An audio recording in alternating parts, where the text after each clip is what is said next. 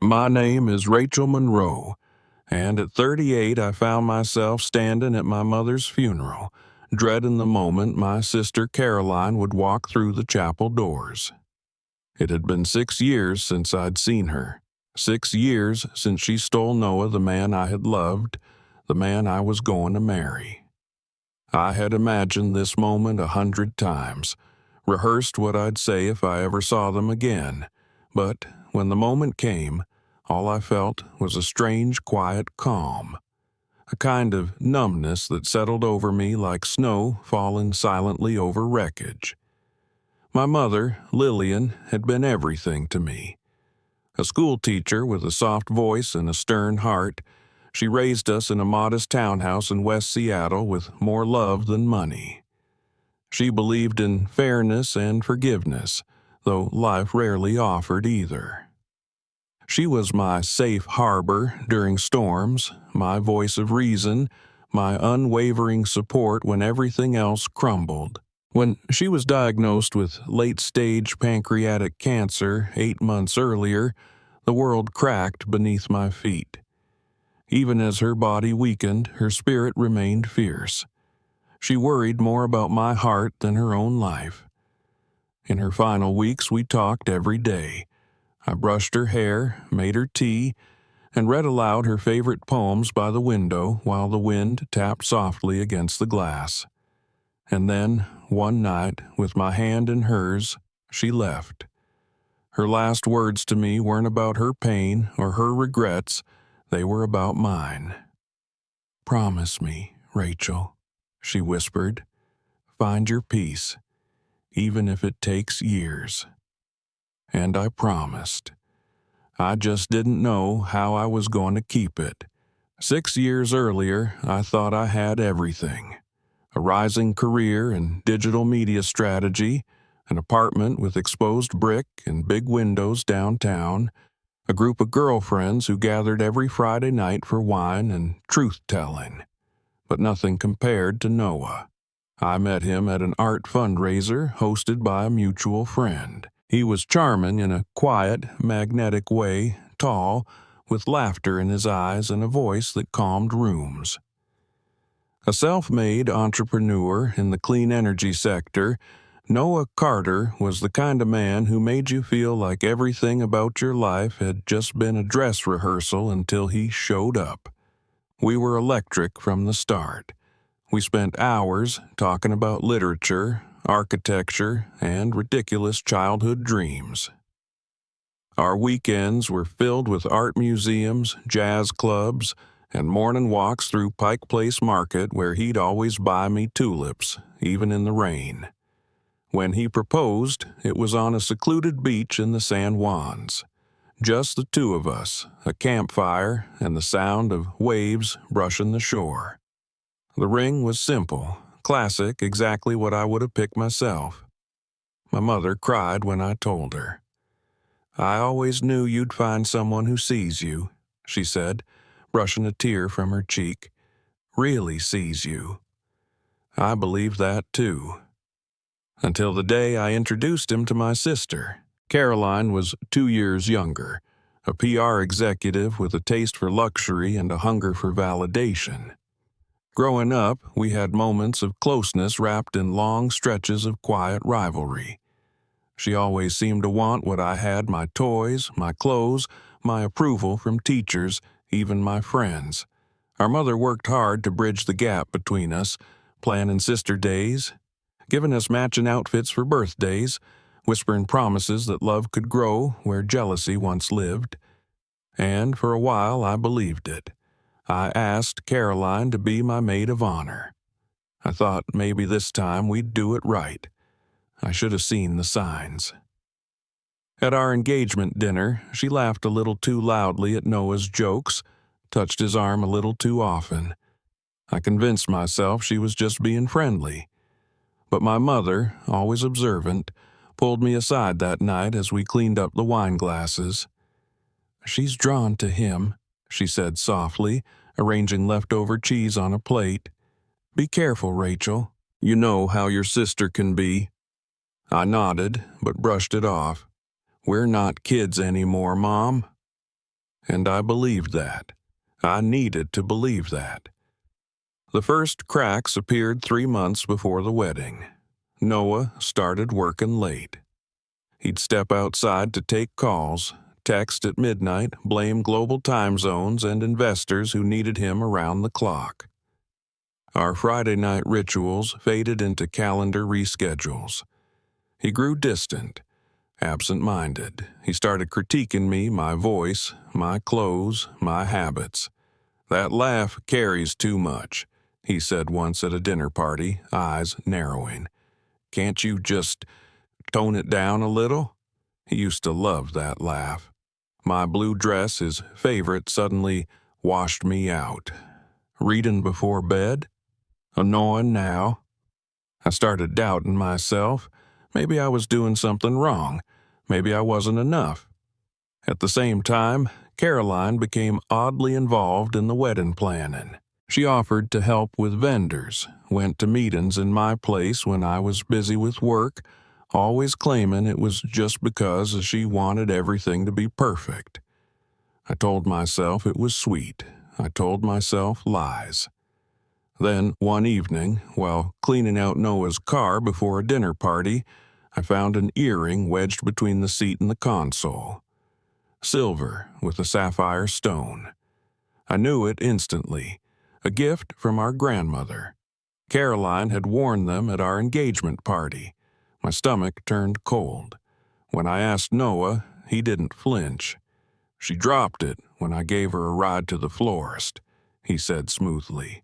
"Her car was in the shop. You remember?" I didn't. But Caroline confirmed the same story when I called her, word for word. Too perfectly rehearsed. I lay awake that night staring at the ceiling, my mind a storm of doubt and suspicion. My therapist later called it intuitive trauma reactivation. I called it heartbreak. 3 weeks before the wedding, Noah suggested we postpone. "You've been so stressed, Rachel," he said gently. "I just want you to be happy. Maybe we're rushing." I asked him what was wrong. I begged him to tell me the truth. He said he loved me, but his eyes looked elsewhere. That night, I woke up at 3 a.m. to an empty bed. His voice carried down the hall. "She's asleep," he whispered. "I know, soon, I promise." The next day, I packed him lunch and surprised him at his office. His assistant looked panicked when she saw me. "He's in a meeting," she stammered. "Maybe I can let him know you're here." But I walked past her and opened the door. What I saw will live in my memory until the end of my days. Noah's hands on Caroline's waist, her arms looped around his neck, their lips locked like no one else existed. My sister, my fiancé. My breath caught in my throat. For a moment, no one moved. Then the door clicked shut, and the spell broke. "Rachel," Noah said, stepping away, straightening his tie like this was just business. "It's not what it looks like." Caroline didn't even pretend. "It just happened," she said coolly. "Feelings change." I asked how long. Her voice didn't shake. "Since the engagement party." I walked out without another word. The next days blurred. I canceled the wedding, returned the ring, left every shared item behind. I stopped answering calls. Some friends took sides. Some avoided me entirely. Our mother came and sat on my floor while I sobbed into a throw pillow. My father paced the hallway, muttering about punching someone.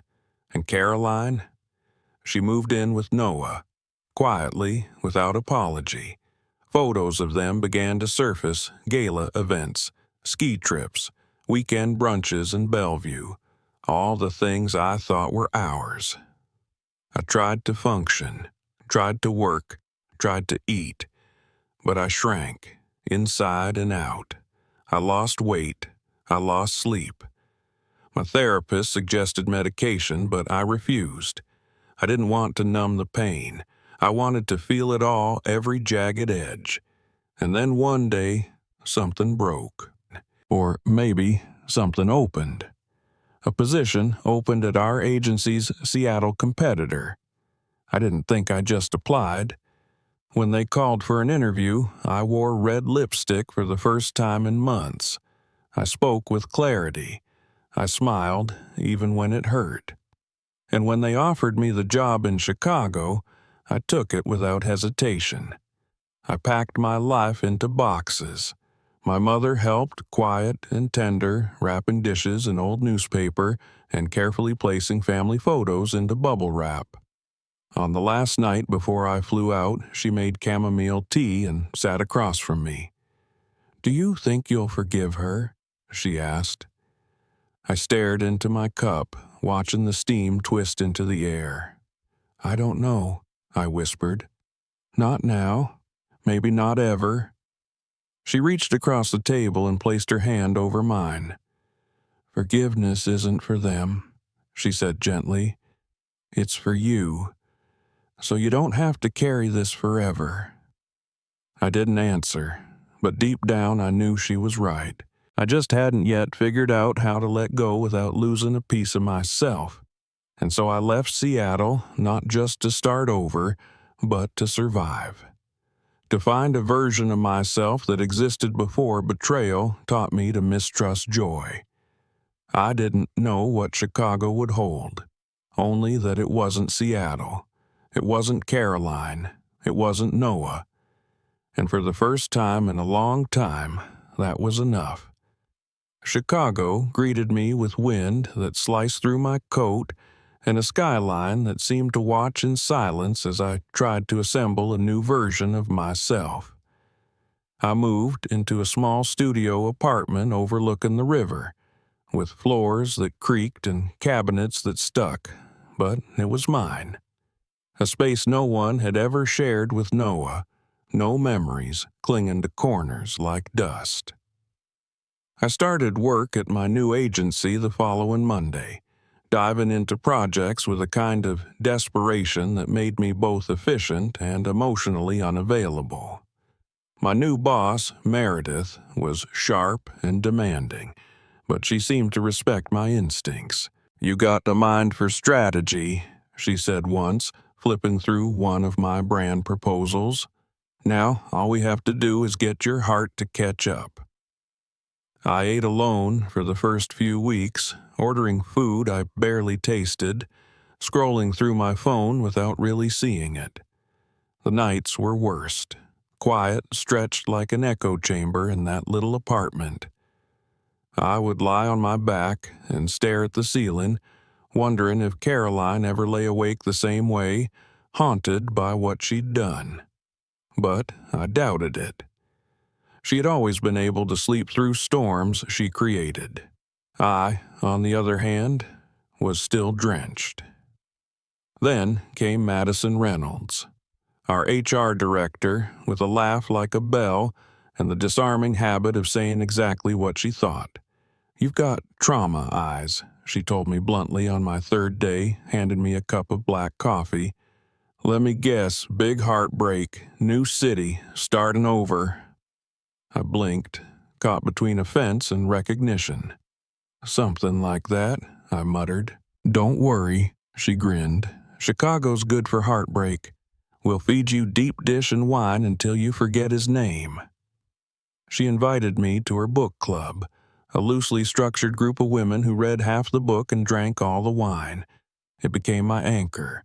One evening after book club, she nudged me as we waited for our Ubers. "You know Zachary, right? From Foster Ventures." I had heard the name. He was a quiet force in the city's investor scene, known for backing women-led startups and staying far from the spotlight.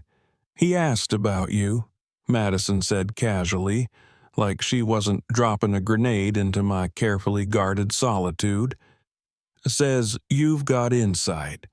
Wants to pick your brain about digital strategy." I told her I wasn't ready for any kind of picking, brain or otherwise. "It's not a date," she said, rolling her eyes. It's coffee, and if it turns into something more, well, at least he doesn't look like he's rehearsing a TED Talk every time he speaks. We met at a corner cafe 3 blocks from my office. Zachary Foster was nothing like Noah. He was understated, with a calm that wasn't calculated. He listened more than he spoke, asked thoughtful questions, and didn't flinch when I mentioned brand failure or marketing mistakes. We talked for 90 minutes about business trends, consumer psychology, and how awful decaf really was. When he asked if I'd like to continue the conversation over dinner sometime, I froze. Something twisted inside my chest, part fear, part longing. I'm not good at this right now, I admitted. He nodded, as if that made perfect sense. No pressure, he said, standing. I just enjoyed talking with you. And then he left, not looking back.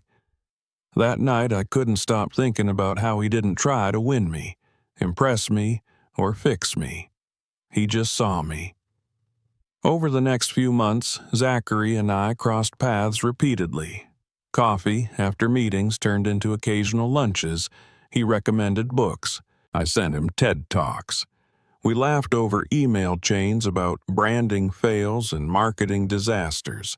Madison watched all of this with barely concealed glee. You two are circling each other like cautious cats, she said one day. You're going to have to pounce eventually. I told her I wasn't sure I had claws left. It was Zachary who made the first move. Not with flowers or grand gestures, but with an invitation to dinner at a quiet Italian place he liked. I accepted, then canceled, then accepted again. On the night of the dinner, I stood outside the restaurant for 10 full minutes before going in. I wore a black dress and trembling hope. We talked about everything except what we'd been through, until dessert. He reached across the table, not to touch me, but just to say, "You don't have to be ready for anything more than this moment." I nodded, and then I started to cry. I panicked halfway through the tiramisu. My breath grew shallow, and I felt the walls closing in. I tried to excuse myself, but Zachary was already beside me, helping me outside, one hand on my back. We stood in the cold, my breath fogging the air between us. "I'm sorry," I whispered. "You shouldn't have to deal with this." He shook his head. "Rachel, broken isn't contagious. You don't have to protect me from your pain." I cried again, this time not from panic, but from relief. The next day, a small bouquet of wildflowers arrived at my desk. No note, just a text. No pressure, just hoping you're okay. I called him that evening. I told him about Noah, about Caroline, about the earring in the car, and the lies that followed. I waited for judgment. It never came. Instead, he shared his own story, his ex-wife, the business partner she left with, the company he had to rebuild from ashes. "We all carry scar tissue," he said, "but it doesn't mean we stop growing." We didn't define our relationship with labels. It grew like ivy, slow, deliberate, winding around the broken spaces but never strangling them. Zachary never rushed me. He never pushed for more than I could give. On nights when panic clutched my chest, he'd talk softly about nothing until my breathing steadied. On good days, we'd explore the city, hand in hand, like people who had survived separate wars and were learning peace together. A year after I moved to Chicago, I was promoted to senior director. I had a corner office with a view of the river, a team that respected me, and clients who trusted my vision. Madison hosted a celebratory dinner. Zachary brought a bottle of champagne. My life was not what I had imagined, but in many ways, it was better. Then, one autumn evening, he took me to the Botanic Gardens just outside the city. We walked through the rows of golden leaves and soft blooms. Under a trellis covered in roses, he stopped and took my hands. "Rachel," he said, "this past year with you has been the greatest privilege of my life." I felt panic rise again, but he caught it. "I'm not asking for an answer today," he said, pulling a small box from his pocket. "I just want you to know that whenever you're ready, whether that's tomorrow or next year, I'll be here." I opened the box. Inside was a delicate emerald ring surrounded by tiny diamonds. It was elegant, soft-spoken like him. And somehow, in that quiet garden, with the scent of earth and promise all around us, I heard my mother's voice in my head, "Find your peace."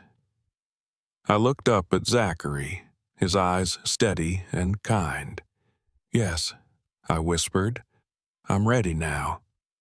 That night, we sat in my apartment drinking tea, our hands intertwined. I thought of Seattle, of the life I'd left behind.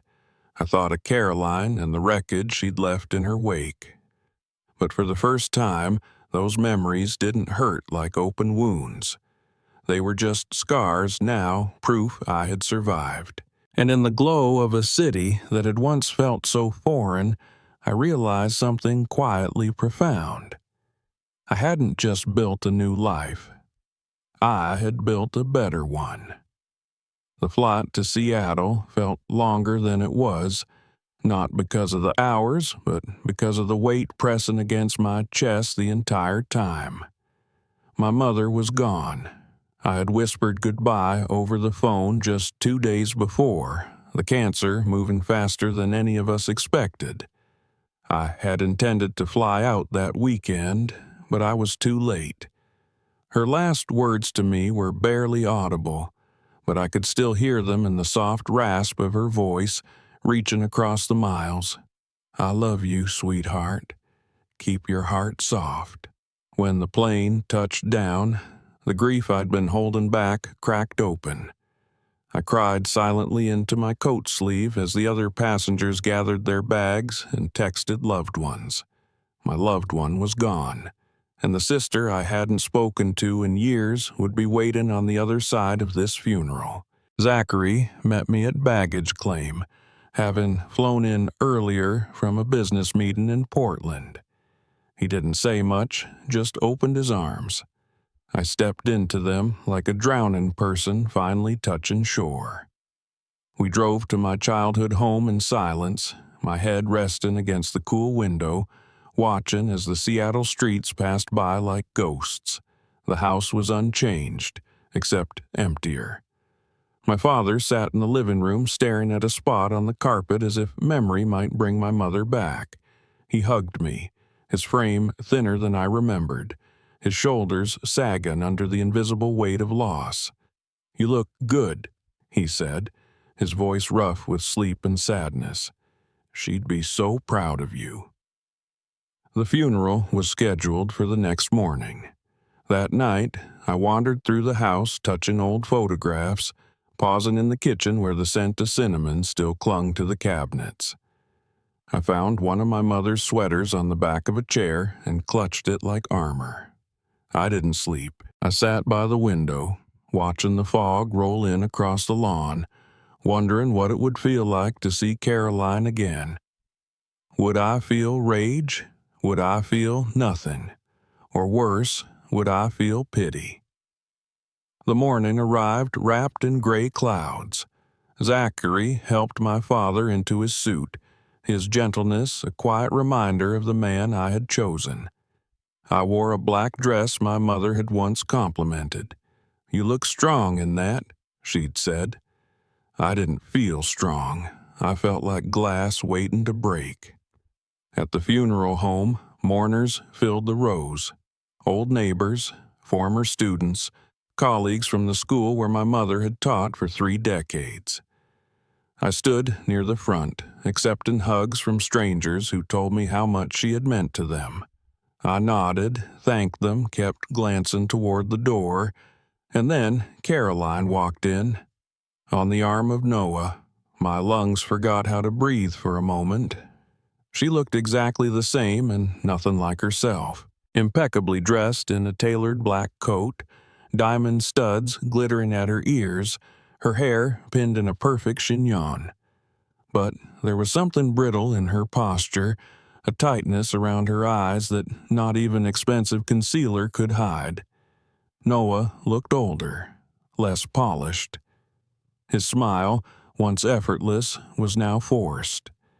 He held her hand like a man holding on to an image, not a woman. They approached slowly.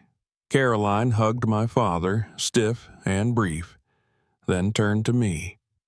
"Rachel," she said, her voice controlled, "it's been a long time."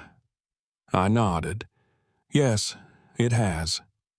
I didn't offer my hand, didn't move closer. Noah murmured something about being sorry for my loss. Zachary appeared beside me then, gently placing a hand on the small of my back. "This is Zachary Foster," I said, meeting Caroline's eyes directly. "My husband."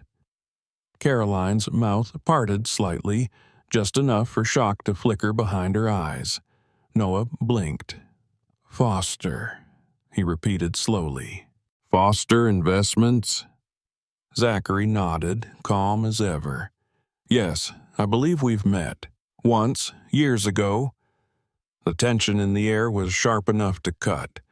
I saw Noah's throat move as he swallowed hard. "You two are married?" he asked, his voice unsteady. "Happily," I said, my voice as soft as it was final. The service began shortly after. My father and I sat in the front row, Zachary beside us. Caroline and Noah took the row behind.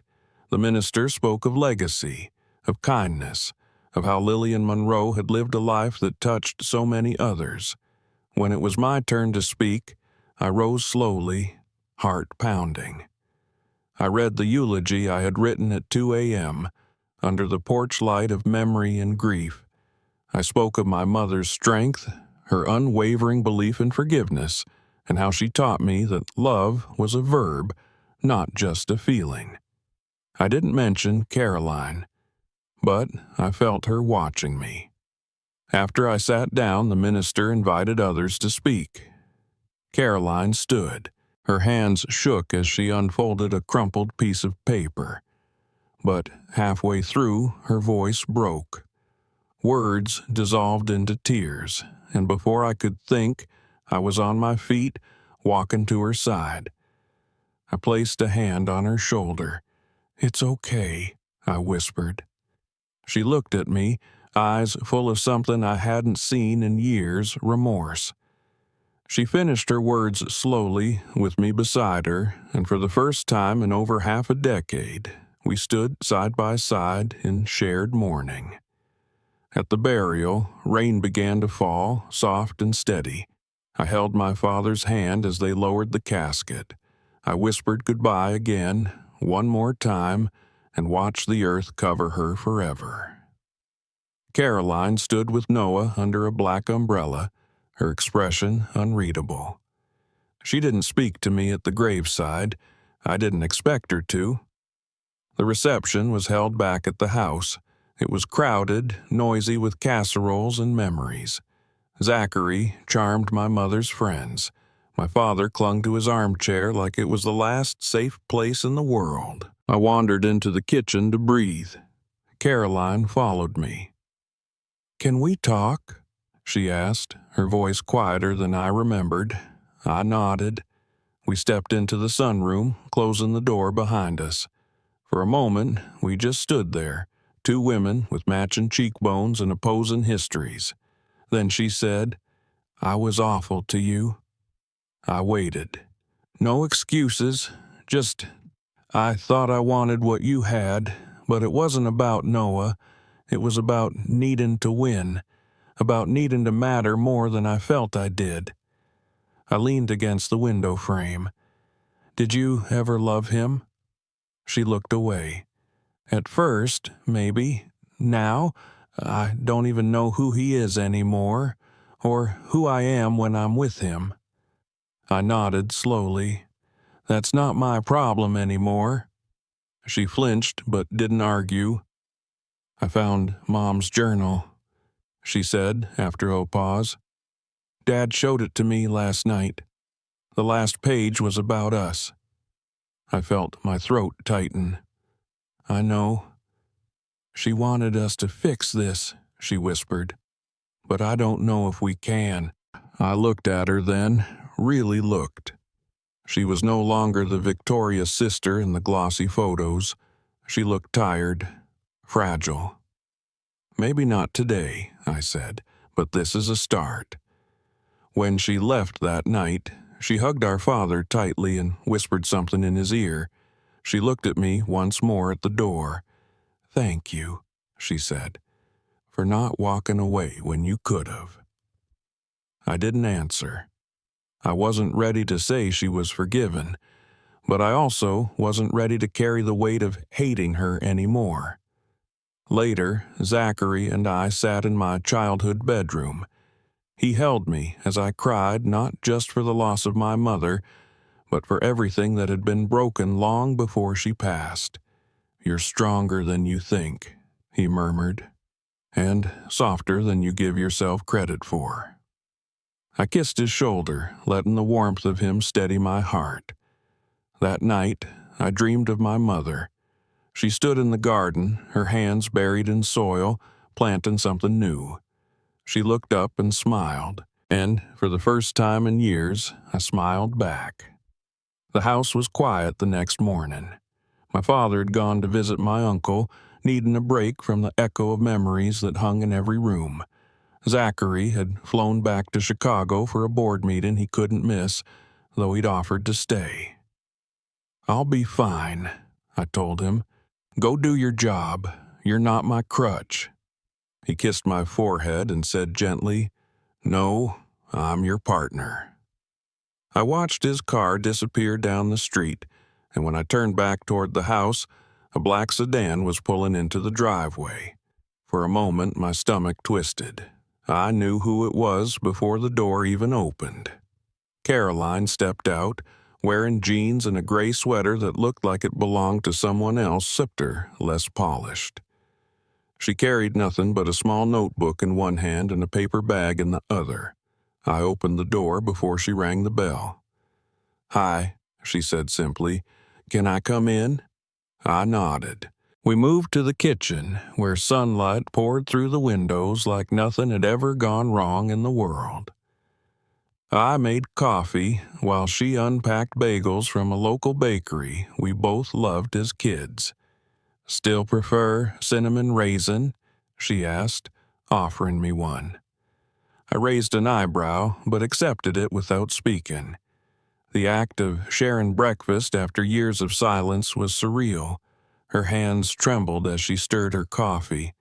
I'm not here to dredge everything back up, she began, but after yesterday, after hearing your eulogy, I couldn't leave without saying more.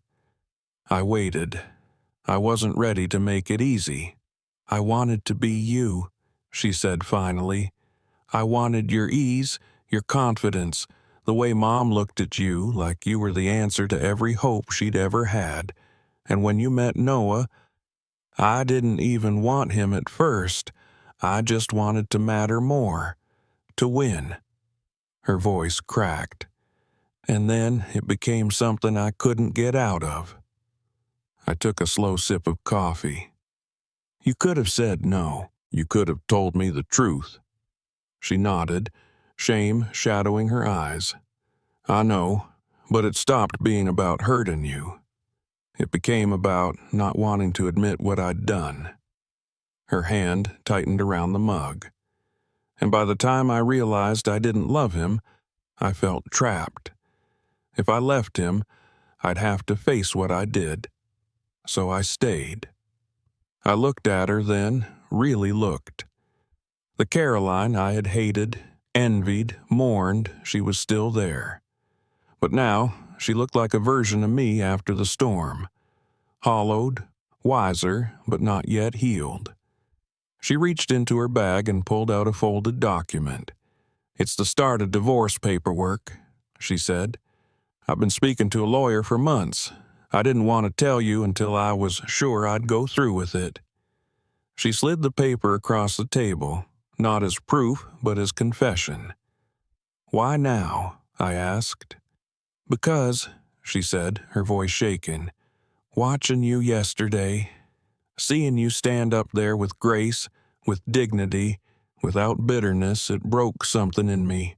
I realized I'm still living in a house I built out of lies, and I can't breathe in it anymore."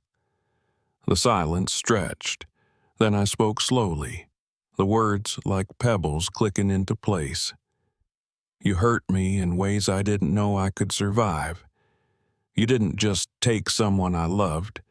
You took my faith in people, in love, in family. I had to rebuild all of that from ashes." Her face crumpled, but she didn't interrupt. "I know," she whispered, "and I don't expect forgiveness.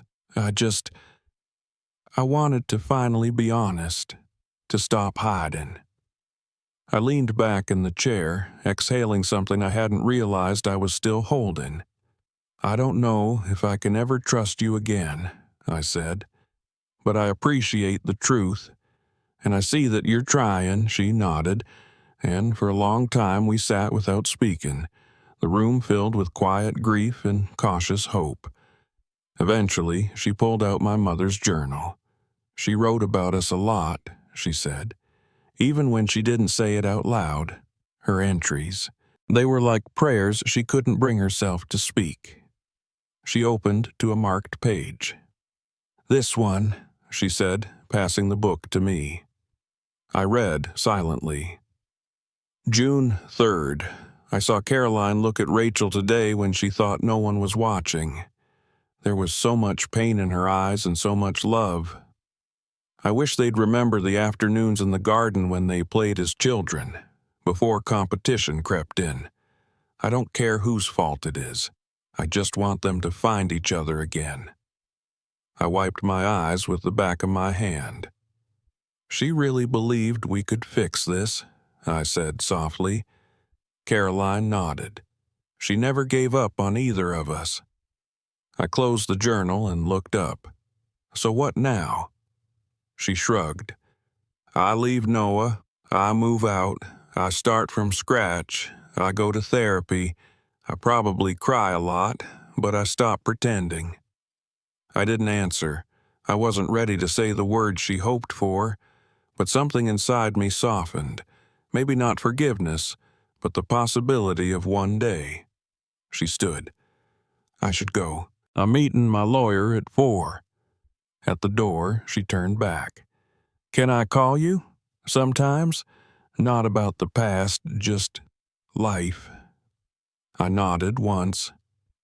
"We'll see." She smiled faintly. "That's fair." Then she was gone. I spent the rest of the day sorting through my mother's closet. Each dress held a memory: her church outfit, her favorite cardigan, the scarf she always wore when she taught poetry. I found old letters, receipts from holidays long past, and in one box, a collection of birthday cards she had written to us years in advance. One for my 40th birthday, tucked beneath a note that simply read, "I hope you've chosen joy." I pressed it to my chest and cried. That night, I curled up on the couch and called Zachary. "She's leaving him," I said. "For real." He didn't ask for details. He just said, "How do you feel?" I thought about it. "Lighter," I said. "Still angry, but lighter." He exhaled. "That's something." I told him about the journal, about the entry I read aloud, and how it felt like our mother had planted a seed in both of us, hoping it might grow. "Maybe one day," I said, "we'll have a relationship that's real. Not perfect, but honest." He was quiet for a moment. "You don't need to forgive her to heal, but you might be healing already." Later that night, I stepped out onto the porch. wrapping myself in my mother's old sweater. The garden was overgrown, but the wind still smelled like lilacs and rain. I thought of all the things I had lost: Noah, certainty, the illusion of a perfect family, and all the things I had found: Zachary, my voice, the quiet strength my mother always believed I had. Somewhere in the distance, a neighbor's wind chime tinkled softly. I closed my eyes and imagined a future where Caroline and I could laugh again. Maybe not next week, maybe not even next year, but maybe, and that maybe was enough. 6 months after my mother's funeral, I found out I was pregnant. I stood in the bathroom of our Chicago brownstone, barefoot on the cool tiles, holding a test that bore 2 lines bold, undeniable. For a full minute, I didn't move. My hand trembled, my breath caught. Not because I was scared, but because I never thought this would happen. Years of trying, of dashed hopes, of doctor visits and whispered prayers in fertility clinics had conditioned me for disappointment. And now, when I'd finally stopped expecting anything, when I'd begun to accept that my life might not include motherhood, it came like a soft miracle. I sat on the edge of the bathtub and cried, not from sadness, not from fear, but from a joy so fragile I barely dared to name it. Zachary was downstairs making tea when I walked into the kitchen, the pregnancy test still in my hand. He turned, saw my face, and immediately crossed to me. I held out the test without a word. He looked down, then back at me. "Are you sure?" I nodded, tears pooling again. "I'm pregnant." He let out a breath like he'd been holding it his whole life, then pulled me into his arms.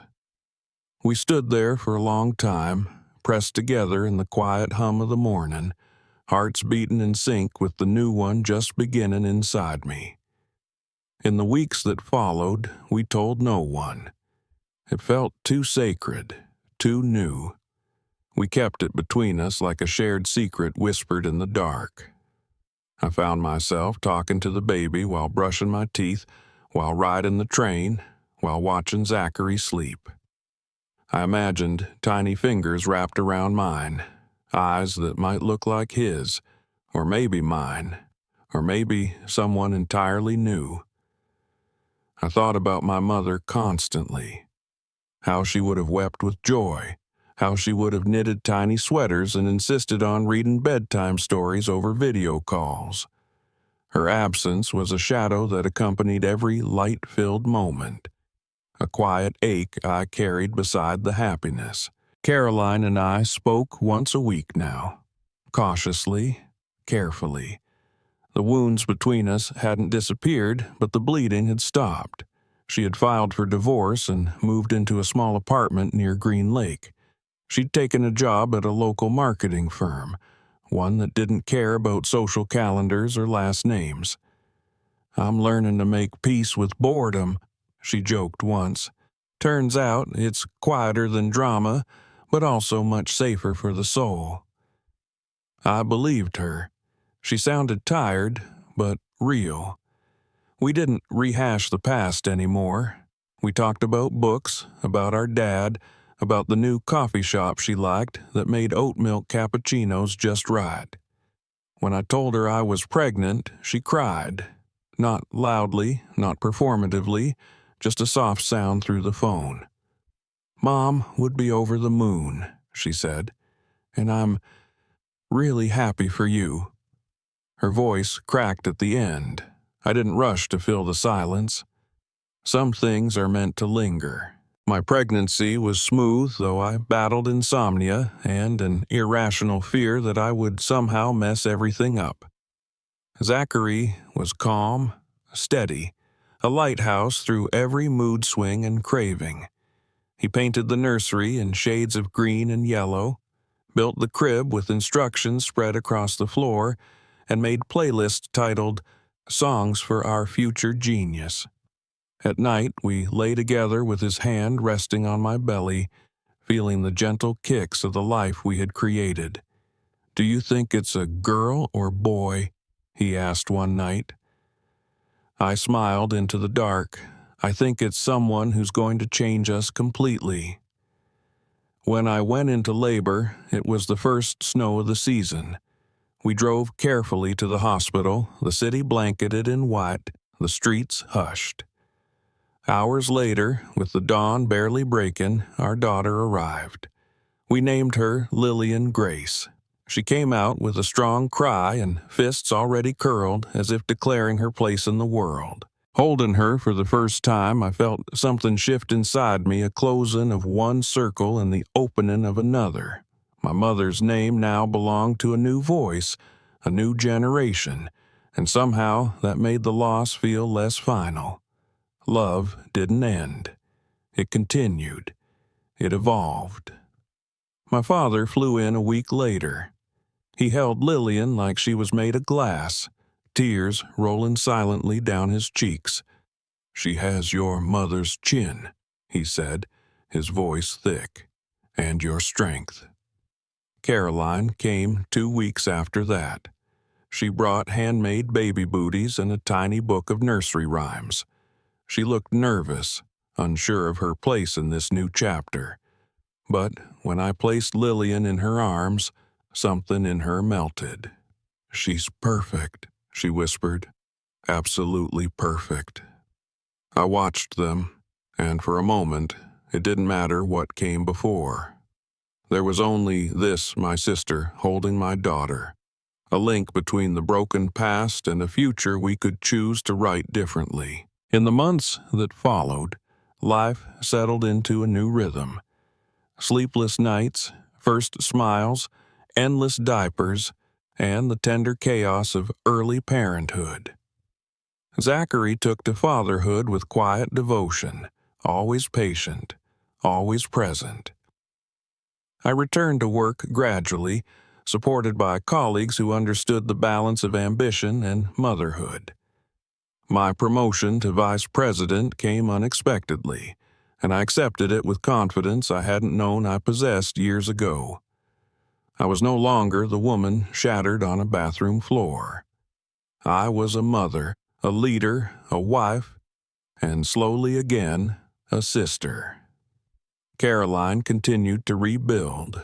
She started volunteering at a local women's shelter, helping survivors of emotional abuse re-enter the workforce. "I think I was one of them," she said once during a late-night call. "I just didn't realize it. I want to help other women wake up before it's too late." I told her I was proud of her, and I meant it. One evening, as I rocked Lillian to sleep, I found myself humming an old lullaby my mother used to sing. I closed my eyes and pictured her in the kitchen, apron tied around her waist, swaying slightly as she stirred soup and sang the same melody. I whispered, "I hope you see her, Mom. I hope you're here." A breeze moved through the open window then, soft and warm, and I chose to believe it was an answer. Zachary came in, kissed my forehead, and watched our daughter's chest rise and fall in rhythm. "She's going to be strong," he said, "like you." I smiled. "I hope she's kind too, like my mother, like you." He pulled me close. "Whatever she becomes, she'll know what love looks like. That's more than most kids get." And I realized then, the most powerful revenge isn't rage. It's peace. It's living fully, despite what you've lost. It's choosing joy when bitterness beckons. It's rebuilding what others tried to break, not because they deserve forgiveness, but because you deserve freedom. Caroline and I still had work to do. There were days we misstepped, times I remembered too much, and she said too little. But we kept showing up. We kept trying. And that was enough for now. As I tucked Lillian into her crib and turned off the light, I stood at the door a moment longer, watching her sleep. My past no longer haunted me. It had shaped me, taught me, and eventually released me. I had survived betrayal, loss, and the unraveling of the life I thought I was meant to live. And from the ruins, I had built something honest, something whole, something mine. To anyone reading this or listening, if you've ever been hurt so deeply you thought you'd never stand again, I hope you know you can. You will. The wound doesn't disappear, but it becomes a story. And in time, the story becomes strength. Thank you for hearing mine.